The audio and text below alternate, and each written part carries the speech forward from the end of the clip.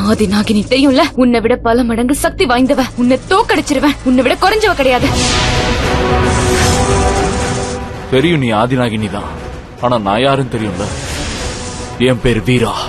நான் வித்தியாசமானவன். உன்னோட ரொம்ப சக்தி வாய்ந்தவன். அதனாலதான் கீழே உட்கார சொன்ன. காலு கீழே தான். நீ வண்டி போடு போடு. நான் தான் முடியாதுன்னு சொன்னல. எப்பவும் முடியாது. அப்படின்னா சரி, அதுக்கான விலையை நீ கொடுத்துதான் ஆகணும்.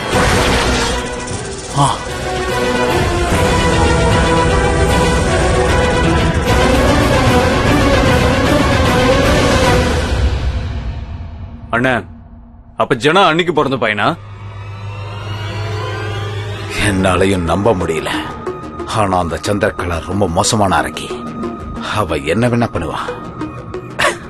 இருந்தாலும் இது என் மகன் வீராவுக்காக. ஏன்னா எப்பவுமே அந்த ஆதிநாகினிய நம்ம வீரா எதுக்கவே மாட்டான்னு தான் நான் நினைச்சிட்டு இருந்தேன். ஆனா வீரா ஆதிநாகினிய எதுக்கவும் செய்வான்ற நம்பிக்கை எனக்கு இப்ப வந்துடுச்சு.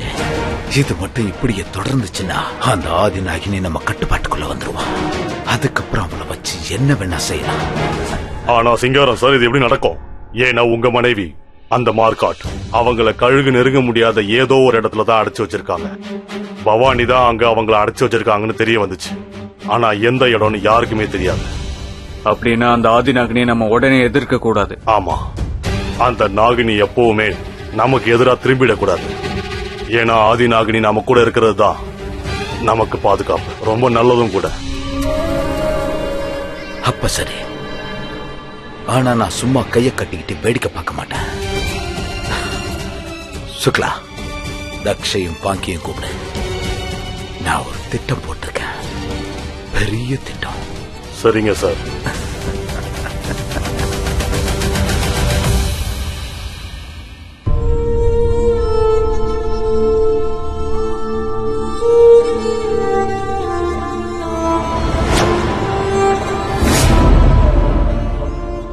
பொண்டாட்டி,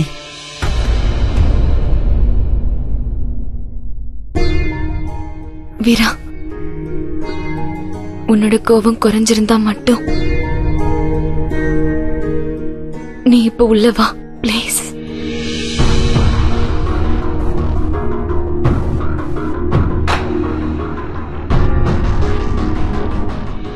எங்க நான் எதுக்காக இவ்ளோ மெழுகுவத்திகளை ஏத்தி வச்சிருக்கேன்னு தெரியுமா? நான் தப்பு பண்ணிருக்கேன். நான் செஞ்ச தப்ப நினைச்சுதான் இங்க மெழுகுவத்தி ஏத்தி வச்சிருக்கேன். நான் உன்கிட்ட பல தடவை கோவப்பட்டிருக்கேன். உன்னை அவமானப்படுத்திருக்கேன். உன்னை நம்பாம இருந்திருக்கேன். உன்னோட மனசை காயப்படுத்திருக்கேன்.